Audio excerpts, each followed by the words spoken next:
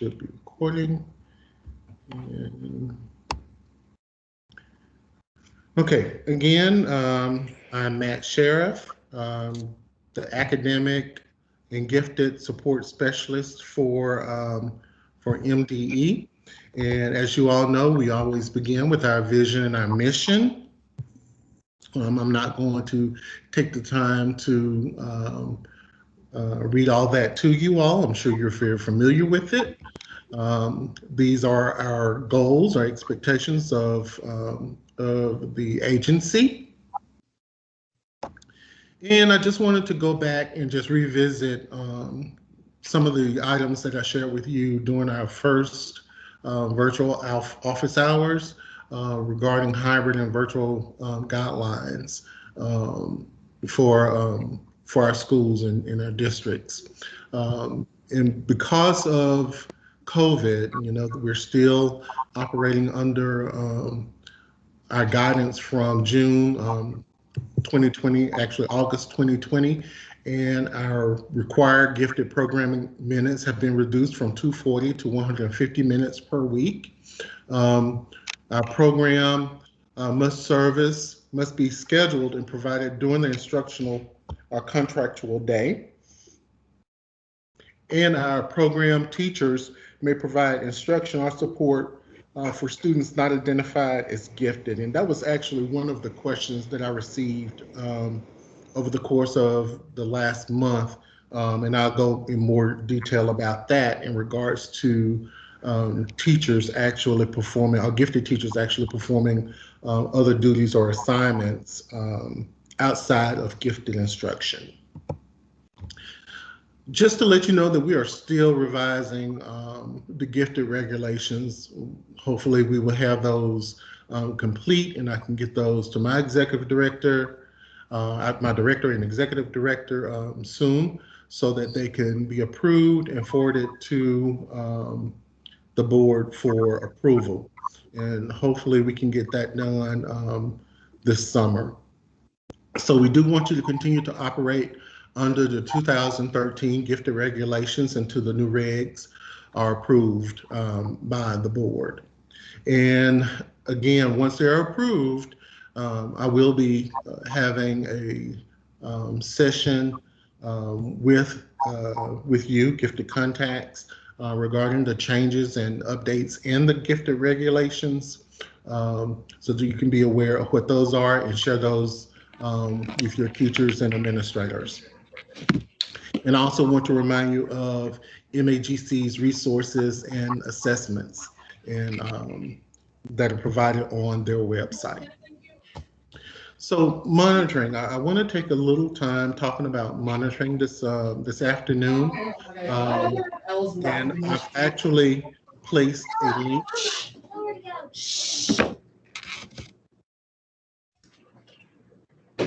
If you could just mute your screens for just a moment, and we'll allow you time for question and answer at the end of the meeting. Thank you. And you will receive a copy of this this presentation.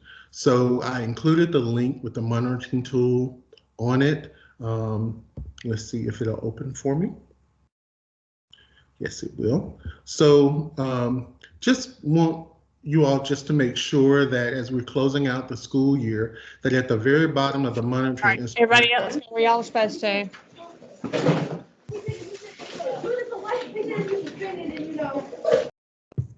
At the very bottom of the monitoring instrument, it gives clear directions as to the type of documentation you should be collecting over the course of the school year. And we do know that because of COVID, there are some things that, or some items that may be difficult to obtain or difficult to actually capture because some schools are totally virtual, some schools are hybrid, and the whole social distancing requirements from CDC. So I totally get that. So we are going to be working with you all with the items that you cannot provide support or evidence with. or evidence on in regards to the particular standards. So please take time to go through the monitoring instrument and begin to develop your folders for these particular areas in regards to gifted programs. So when we do begin our monitoring visits, hopefully this fall, it'll just be really easy and quick just to go through the required folders and make sure that you have the documentation that you should have in place for your particular program in your districts. We will be still using the gifted Navigator. I know there are still some issues and some kinks in that program that we're still trying to work out and figure out that it will help us minimize some of the actual paperwork that's required. But I do want you to go ahead and start formulating your folders and the information that you have and capturing that for future monitoring visits. Okay.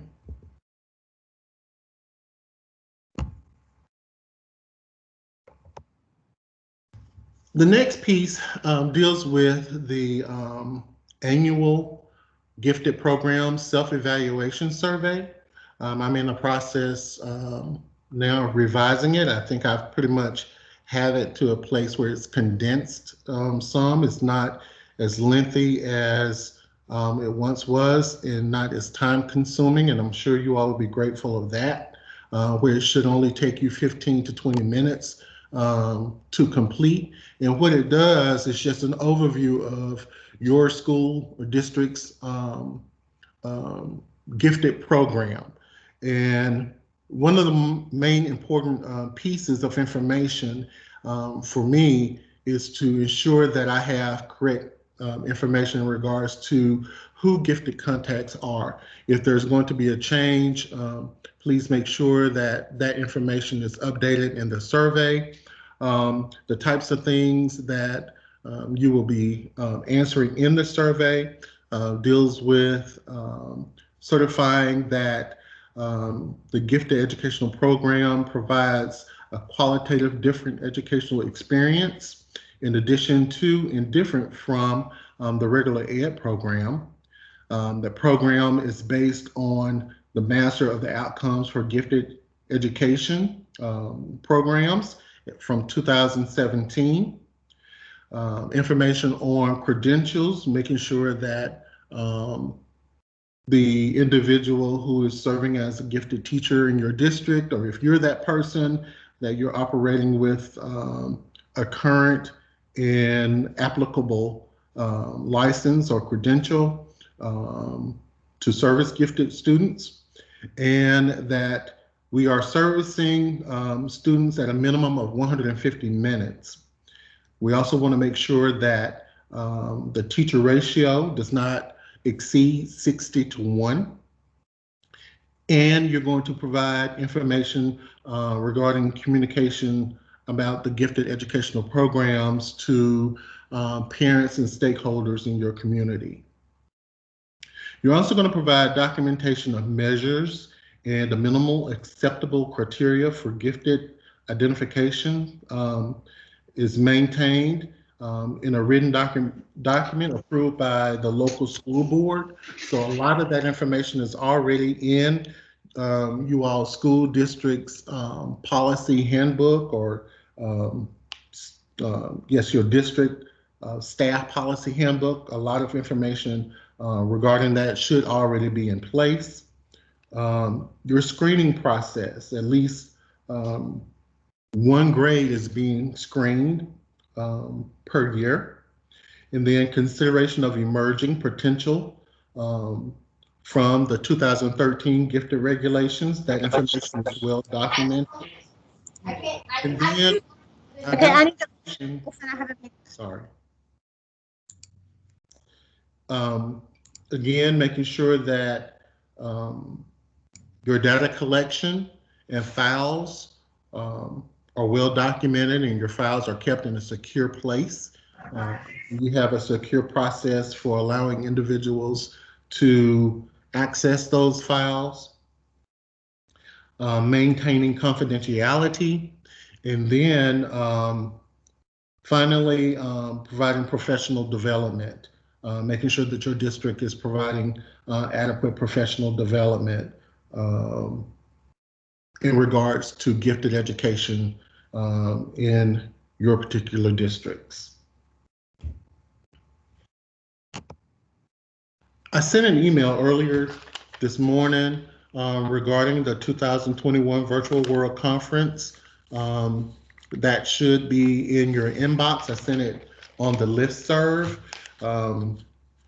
Again, if you're not, some contacts are on the listserv and some aren't. So if you are a gifted contact and you're not on the listserv, I would encourage you to go ahead and sign up for the listserv, because I will be using that as a means to disseminate information to everyone and not have to send separate emails for contacts and teachers. So when I send out information about conferences and things that's important for everyone, look for that information to come on the listserv. Information that's specific to you, I will email you as a group directly. And that's why it's important for me to have correct email addresses and contact persons so that I can make sure that I'm reaching out to the appropriate individuals. And I just want to mention the deadline, the early registration deadline is May 1st.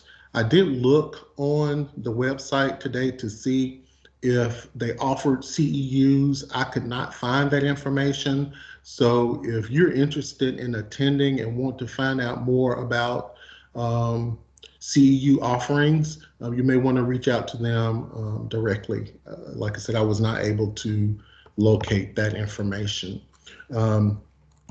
Before we move on, I'm just going to go through some of the question and answers that I've received over the last month. I'm going to end my presentation and go back to my screen.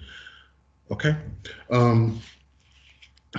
So some of the questions that I received was, again, as I mentioned before, can a gifted teacher perform other duties outside of gifted instruction? And the answer to that is yes, as long as the minimal requirement for gifted instruction is being met and the gifted teacher is receiving the same amount of planning time as all the other teachers, and there is not an interruption in gifted services, then yes, a gifted teacher can perform other duties outside of the gifted assignment.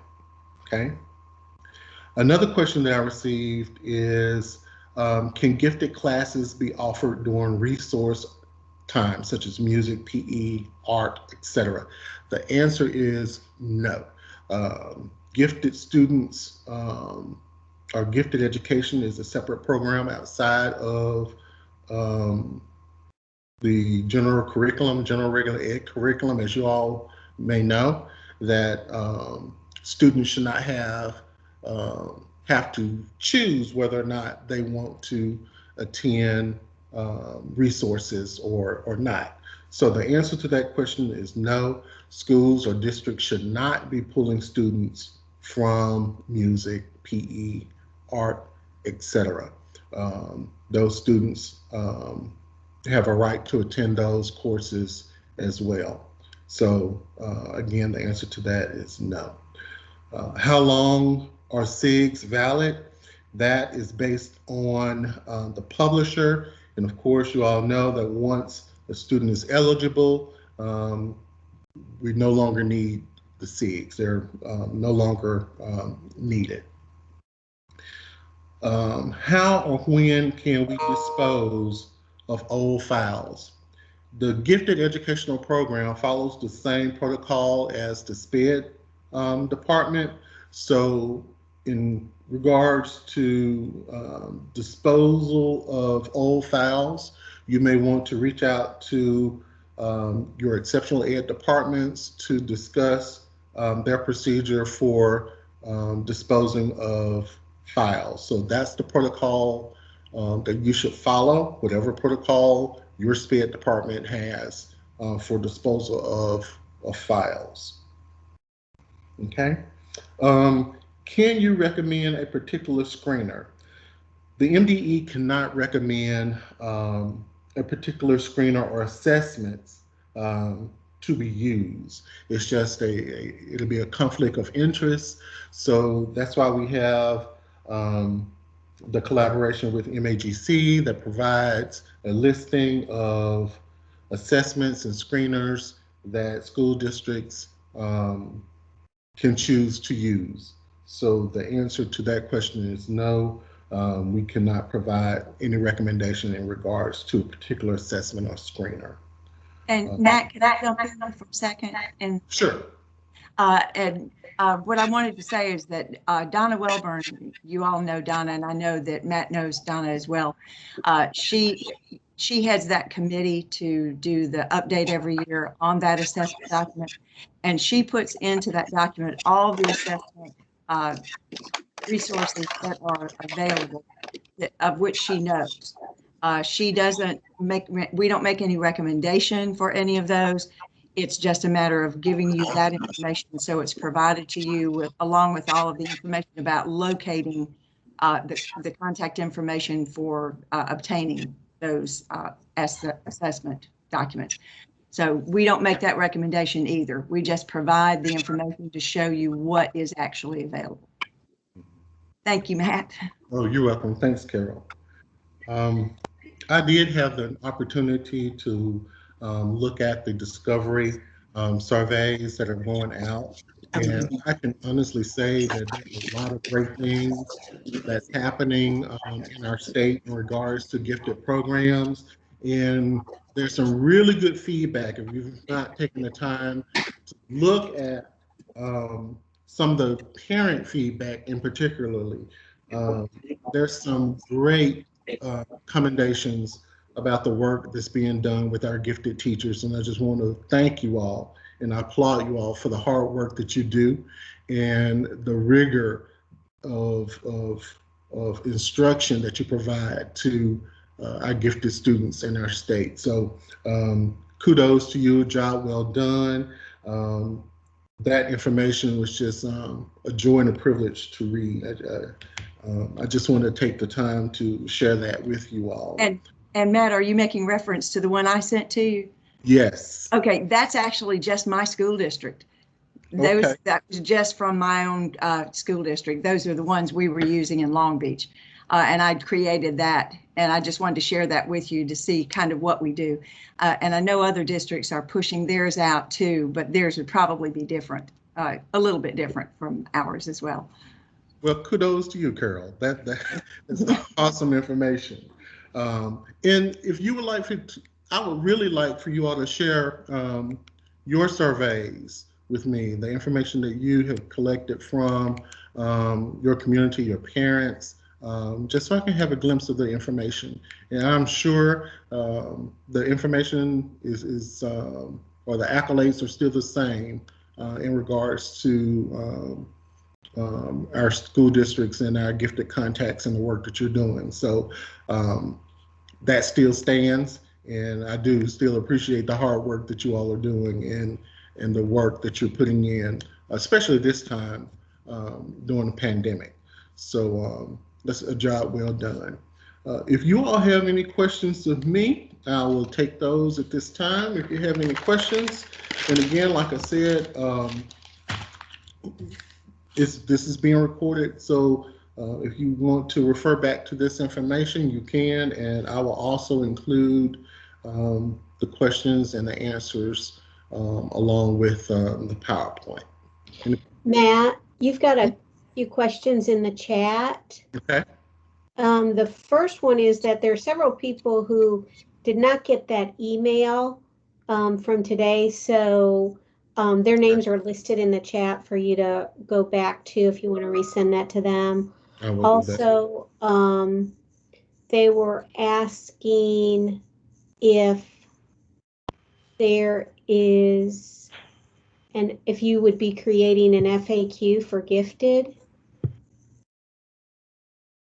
Yes, that is a good question. I will be doing an FAQ for gifted as a part of the gifted regulations for that's being updated. So yes, that is something that I am working on. Okay, also I mentioned that for someone who joined late that you'll be recording. They wanted to know when the recording would be available.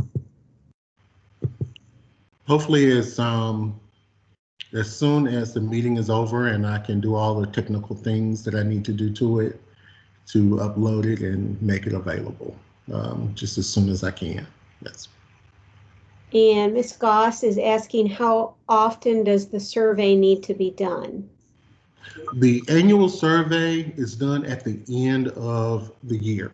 And again, once I complete the survey, it would need to be approved by my director. And once I get the approval to send it out to you all, there will be a deadline to that. And again, there's nothing laborious. It should not take you very long to complete, maybe 10, 15 minutes tops, if that. So the annual survey is done once at the end of every year. And Ms. Goss, I see you have a clarification in there. So if you wanted to unmute yourself to get any further clarification that might be needed. Were you talking about I got confused when Miss Carol was talking to you. I didn't know if she was talking about and you were responding. I didn't know if you were talking about the annual survey or you were talking about the parent student teacher survey. I didn't know which one you were talking about. Oh, okay. It's two different things. Yes. I was giving reference to reading the survey that Carroll's district put out in regards to the community and parents. Yes. But the survey that you will complete will be sent directly to you as the gifted contact. Yes. How often does the parent student teacher one, how often does that need to be done? Because the regulations say regularly, I believe. I would just, honestly, I would send it out maybe once per semester. No, it's just, we meet our kids usually just that 1 hour a day or 1 day a week. We send ours out at about April is when I push it out so that we can get our results back pretty well. I think most of you probably do that. And it's just to be sure that we are reaching out to our parents for, to let them know, to let us know how they feel we've done during the year. So it's just that one time. Yeah, I would encourage you to at least consider doing it maybe at the end of the first semester, and then again at the end of the second semester or near the end of the second semester to kind of get a gauge on how the community and parents feel about your particular programs. And again, it does say regularly, so if you have those two benchmark times near the end of the first semester and then near the end of the second semester, that'll be good documentation to have to see how how your program is operating and some of the things that that we can glean and benefit and maybe do better for the second semester. So that would be, my recommendation for that. Yeah. Miss Rowland? Andy, go ahead. Yeah, there are lots more questions, but I see Miss Rowland has her hand raised, so I thought she could unmute and go ahead and ask her question. Yes, thank you. I just wanted to confirm about the monitoring. My district has always kept these huge big binders of materials every year. And the last time that Jen came, was saying that, we're stepping away from that and we're going to start doing the digital. And so I just want to confirm that we are, I just want to understand. I just want to make sure I understand. We are keeping every year the things that are on the monitoring tool for every year still, but you just want us to scan them into this gifted navigator. That's correct. Okay. So when you come to look, we'll have something from every grade for every outcome for every teacher. Is that what I understand? Yes, yes, that's correct. Okay. All right. Thank you. Okay, You're welcome. Matt, your next question is, do you have a list of which districts will be monitored and when? Not as of yet. We have not gotten to that point because we're still operating under the CDC guidelines, and we're restricted in terms of the districts that we can visit. So as soon as we get clearance to begin those visits, I would send out information regarding monitoring visits. The next question is, was the first meeting recorded? No, unfortunately, the first meeting was not recorded, but I can send the presentation that was used for that particular meeting. Okay, next question is from Ms. Jones, who'd like to know, do we know where it stands for gifted programs in 7th and 8th grades to be required? That's interesting.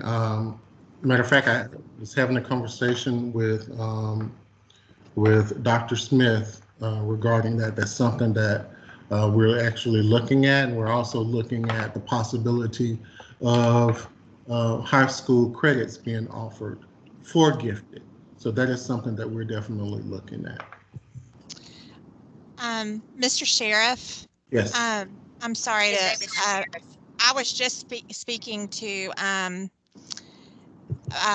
Representative Bennett, the one who sponsored that bill on Monday, and he's the House chair, and he of education. I know you know, but I just met him, and he said that he was going to sponsor that bill again this upcoming year, and that it passed the first time, but the budget wasn't there, and then it died in committee this last time. But anyway, he said that he was going to put it this past Monday. He said that he was going to sponsor it again in January. Well, hopefully we can receive the funding for it, because I think I hope so. It's needed, definitely. The next question is from Ms. White.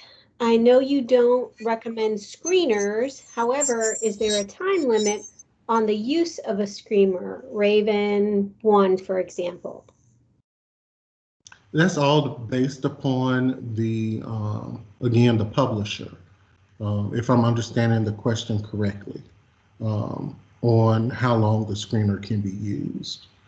That falls on the validity, and each publisher has certain criteria that they use to determine the validity of their assessments. So again, that's according to the publisher. And that's something that, that they would have to look at. Yeah. A couple questions on where to find the gifted navigator. Okay, you should have received an email from Gaurav. She works with our agency that gives you direct access to the navigator. I will make sure that I send that information, that link back out to you all. Everyone should have access to that. If you do not, or you're still having problems accessing the navigator, just send me an email and just let me know that, hey, I still need access to the navigator or don't have access to the navigator. And I'll make sure that you're in the navigator and that you have access to the link so that when you do have access, you can actually get in it. So just send me a quick note and I'll make sure that you have the link and that you can gain access to it. Mr. Sheriff, I'm not sure I understand about the Navigator. I did get an email and it said that some kinks were being worked out, but I'm not exactly sure what what it's for. I've kept the portfolios for the last 2 years, and like Heather, our district had kept notebooks until that time, and then it was suggested that we keep them in hanging files and kept by the portfolios. That's hundreds of pages for us. Are we supposed to upload all of that to the Navigator? Only certain documents, only certain pieces of that. You won't be required to upload every single document, but samples of each particular criteria. So it will tell us what to upload then, the Navigator? Yes. Okay. Once the folders are developed for the criterias, then you would know exactly which folder to put the information in. But the expectation is that you're not going to put every piece of documentation in there, only a sample. You don't need to upload everything, but only a sample. For instance, if we look back at, let's see if I can pull it back up again. Let's see. Let's see. Okay. For instance, I'm gonna go back to see if I can get back in this, if it would let me back in. Let's see.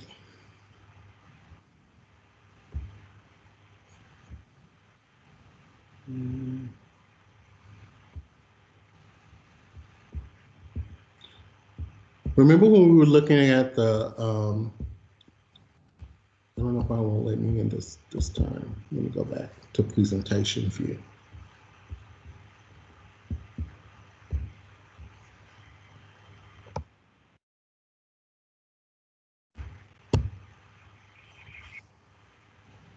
Okay, like under direction, under this first one where it says create one folder for each of the 6 competencies from the outcomes of gifted education programs 2017. Includes student work samples with labeled outcomes for every classroom, grade level, and teacher in the district. So what you would do is only submit just a sample, not every single student's work sample, but just a sample of a documentation to support that particular area. So again, we don't want this, or I don't want this to be labor intensive. So, I'm trying to work smarter and not harder, so we're not shuffling, paper and, having tons of paperwork, thinking that this will help minimize the documentation process to satisfy the monitoring process for gifted programs. So if we will only capture just a sample of that information for each of the 6 competencies, as an example, not all the documentation that you have. The same goes for the communication piece.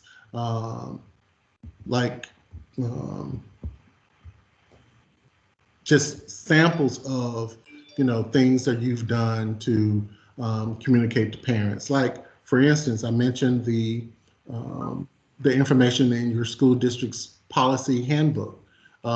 Just a screenshot or a scanned copy of that one page will suffice for that particular portfolio. So that's the only thing that you would need to do. Program evaluation and report, the summary or a print-off copy of your annual survey that's done at the end of the year. Scan and upload that for folder 2. And that's all. So again, we don't want this to be labor intensive. And I do really want this to be user-friendly for all of us. And, if we have problems or, some things, we'll work on those as, case-by-case basis. So again, we're just trying to minimize the amount of paperwork that we collect, and making it easier for you to provide the documentation that's needed to remain in compliance with the program. Okay. Thank you. You're welcome. Okay, Matt, the next question is related to those portfolios. Since they're keeping the electronic portfolios, are they still required to keep a box of hard copies? As a best practice, I'm a principal, and I'm principal by heart. As we know that technology, it works today, gone tomorrow. There's something can happen to it. You always want to back up. So I would still keep a backup copy for your records. Okay, so that's on your end. So I would just make sure that I have a backup copy in case, God forbid, something happens with the program.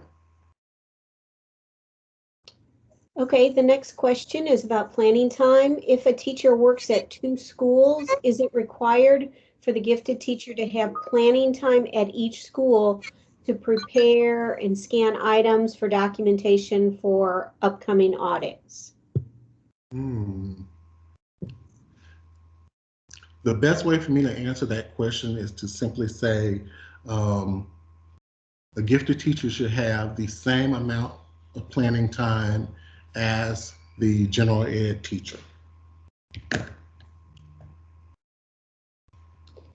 And then the next question is, will there be specific instructions on how to upload items in the Navigator? Yes, once we get to that point where we're beginning to look at the monitoring process for the upcoming school year. I will have a full session on uploading documents, being more specific in terms of the documents that we're going to collect. So again, I don't want you all to stress out on that right now, because we will be having more information about that to come. Okay. So the next question is from Ms. Marshall. Do they upload documents every year or only the year when they're being monitored? Hopefully we want this to be a continuous process where you're building on your files. So you will have a 2021-22 school year file or portfolio, and then for the upcoming school year you will have, or the following school year you will have a 22-23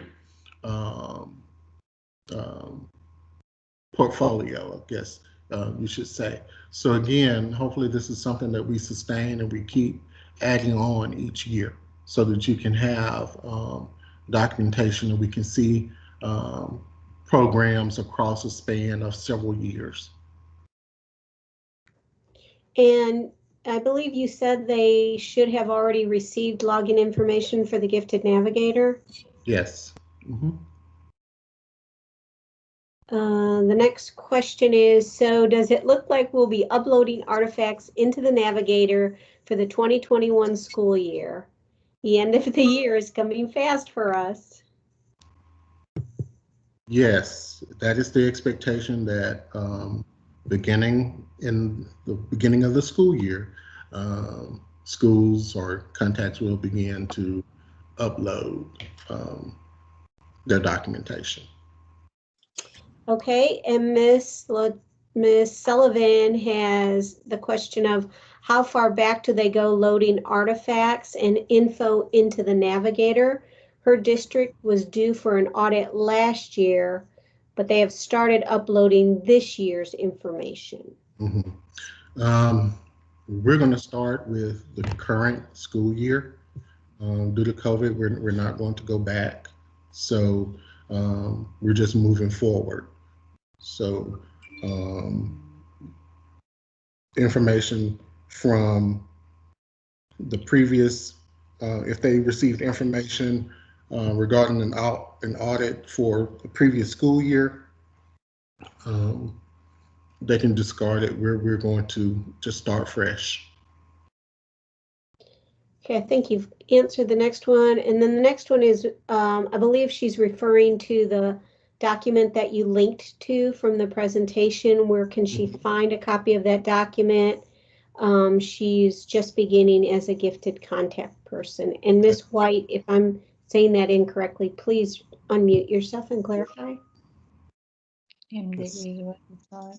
I can actually, let's see, scan it, or it's found on our website, gifted website. I'm trying to copy it and I can paste it in the chat box for you.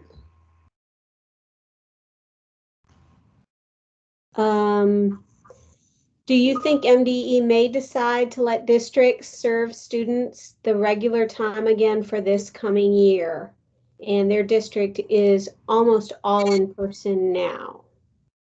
I have not been given guidance on that, but I would expect that once everyone is back in a traditional setting, that we will resume our regular minutes, and just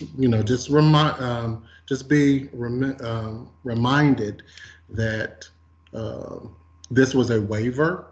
So with all waivers, there is a grace period of time. So this is just a grace period until we actually are released from under the pandemic. So once that's over, we do expect to resume our total number of gifted minutes. Okay, the next question is again about the Navigator. What type of files are supported? And they want to know specifically, can videos be uploaded to the Navigator? Yes, from my understanding, videos can be added, JPEG, PDFs. It is supported. And you Word did you drop documents, PDFs, JPEG, yeah. Okay, thank you. Sorry for interrupting. I believe you dropped the link in for the monitoring instrument. Yes. Okay. Someone has Okay. their hand up. Oh, hand up. So let's let that person unmute. Hi, Mr. Mathis, Hey. or Mr. Sheriff. This is Jane Bunn from Pass Christian School District, and I just had a question, maybe clarification on the annual self-evaluation. In the past, each of our schools, the gifted teacher has been responsible for completing the site evaluation and taking care of the parent, admin, teacher, student surveys there. And then we all send our individual sites to our district office, and our gifted coordinator will then take our site evals and create our district survey that is sent to MDE. Is that how we are doing that this year? Will our gifted coordinator, our district gifted coordinator, be doing that, or did you say that was the gifted contact person? The gifted contact person.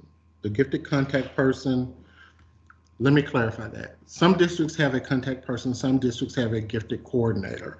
Whoever's the person responsible for disseminating gifted information to teachers will be completing the annual self-evaluation survey that I will be sending out. And that information will be sent back to me. Okay.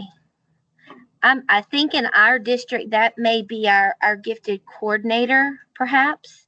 In years past, it has come directly from our gifted coordinator. So I wanted to clarify that. I wasn't sure. Yeah, right. So it's whomever is disseminating the information to all the gifted teachers. That person is the person who's responsible for completing that particular survey. Okay, thank you. You're welcome. And look, y'all, I'm not a very formal person, so please call me Matt. I know I'm old and I'm gray, but please call me Matt. Okay, Matt, next Okay, question. any other questions, Sandy? Yes, lots. So just clarify, somebody's got, wants clarification on every district should have all the things uploaded this year, not just those being monitored. Yes.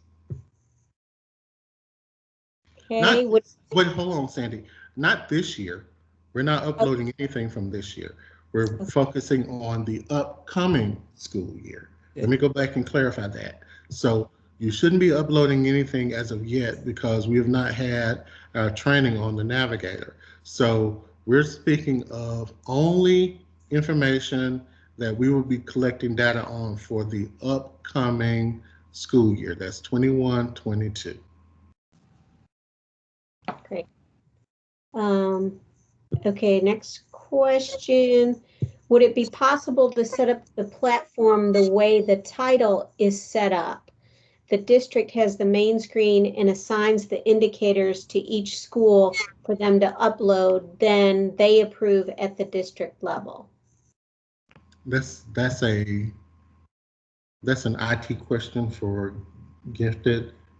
For Gareth, I would need to ask her if we can possibly do that. Okay, next question. Will monitoring be delayed next year to allow teachers time to adjust to the new portfolio regulations and collect adequate work samples after school starts back in the fall? That's something that I would have to give thought to, for the simple fact that the only thing that's different is how we're collecting data, not the data itself. So, or not the evidence itself.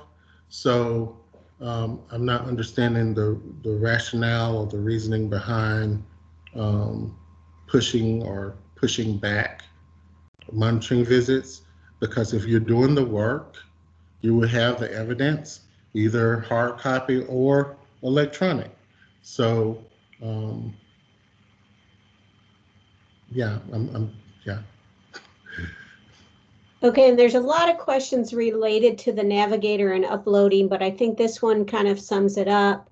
Should they scan for the 2021 school year in the fall of next year? After we have our training and we discuss specific articles or evidence that will be collected in the Navigator, then we'll proceed with collecting our data, so our evidence. So I would just put a bookmark on the Navigator until number one, everyone has access, everyone has their usernames and passwords. We've gotten all the kinks out of it, and we actually have a training on what we're going to collect. Then we'll move forward with the Navigator. Okay, next question. What's the status of the state's GRS, teacher completed inventory for screeners? That is something that's still in the process. I spoke with Miss Cornett, Jen Cornett, about. From my understanding, that's still in the works. So I will get an update and I will send out an email to you all once I find out some more information about that. Okay. Will each teacher in the county be able to upload to the Navigator? Only the contacts will have access to the Navigator. Would it be possible for MDE to create stakeholder surveys so that they will be able to inform across so that they will be uniform across the state? That's a very good idea. That's something that we can look at. And Matt, that's the end of the questions. Wow. So yes, that is something regarding the stakeholder survey. That is something that I would like to see kind of generic or just kind of uniform across the state. We do know that each district is different and unique in its own way. So that's something that we just have to look at carefully and closely. But that is a very good idea. Yeah. And I see one other hand raised. Jane, if you want to unmute, you have your hand raised. Oh, I'm sorry. I just never took my hand down. I already asked my question. I'm sorry. Okay. Is there anyone else? Seems like there's another one. Hey, Matt. Yes. How you doing? This is Chanel Kidd with Jackson Public Schools. Hey, how you doing? I'm good. I was the person that asked about the uniform survey simply because I have spoken with other gifted coordinators and contact persons across the state, and all of our surveys kind of look a little different and ask different types of questions. Mm-hmm. And so I think that it would just be interesting to see if we could come up with a uniform survey. It would also be fantastic if it could be a digital survey with hyperlinks that we could put out. In years past, we did use the paper pencil surveys and had the parents, the administrators, and the teachers return those to us. But then there's a lot of tallying that has to take place. Mm-hmm. And that's still time consuming. And so we did try one year a hyperlink through the district that all stakeholders could use to complete that information. And then it went directly to our district. And then they were able to create tables and charts and graphs and that type of thing. But at the same time, I'm just wondering if some of the questions or the way to get the data back.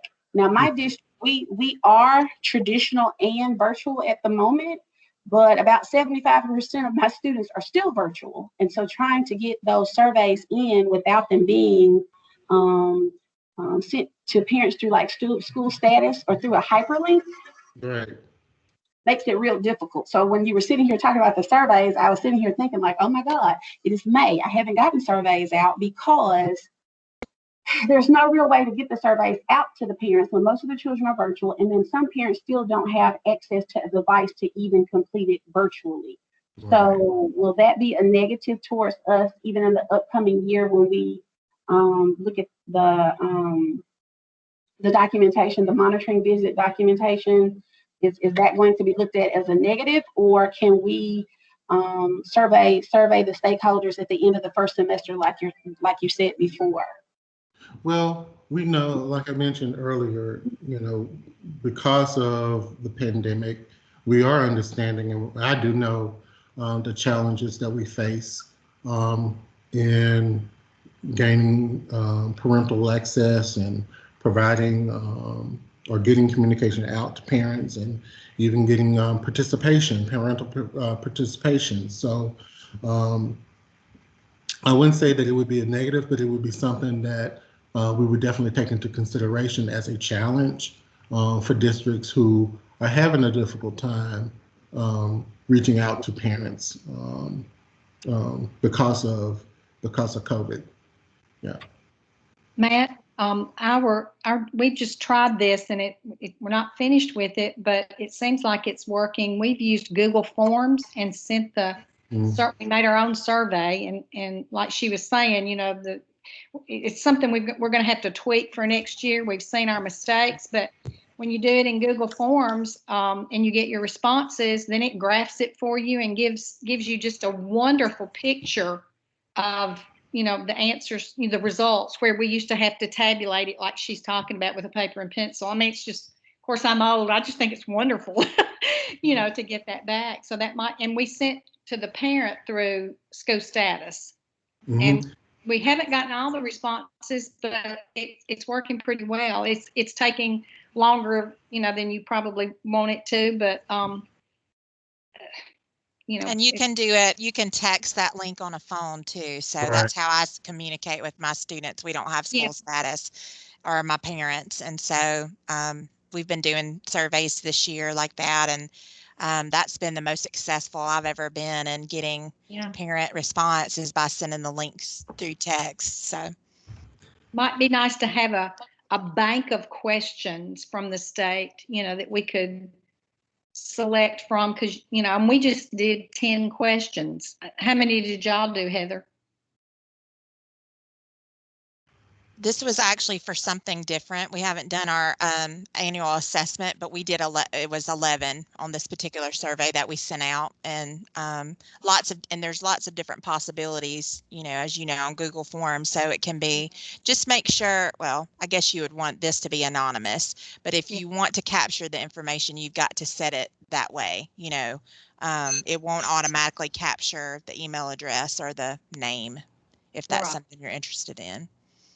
And look, I welcome any volunteers who want to send or develop a universal survey that everyone can use across the district. You can send that to me. I can add to it, tweak it, and send it back out and have all of you all to look at it, and we can discuss it and see if this is something that we want to use, and we can roll it out. So if you want to do that, by all means, taking any volunteer that wants to take that on and help with that process. So I think it's a great idea. And I do like Google Forms. It's easy to use, user-friendly, and you can put it across all, multiple devices that can reach parents. So that's a very good idea. Yeah. And it's also possible that if we were to do a kind of a standardized form for each of the stakeholder areas, that we could allow some flexibility for people to add some questions to it that would be more to their local needs. So Absolutely. That definitely has some potential. Absolutely. Well, I just asked Miss Carol to send me hers. So when she sends me hers, I can type that one up in a Google form if you want me to, and then we can adapt that. It is a Google form. Oh, so she's already got it as a Google form. So there you go. Matt, you've got one last question. Okay. Ms. Cook is asking, someone asked a question about the use of the Ravens 1, and she thought that they could no longer use that since Ravens 2 has been out for a bit of time. My understanding, guidance was given prior to me becoming the gifted contact for school districts to continue to use Ravens 1 until the end of this school year. And at the end of this school year, they should begin using Ravens 2. Does that answer the question?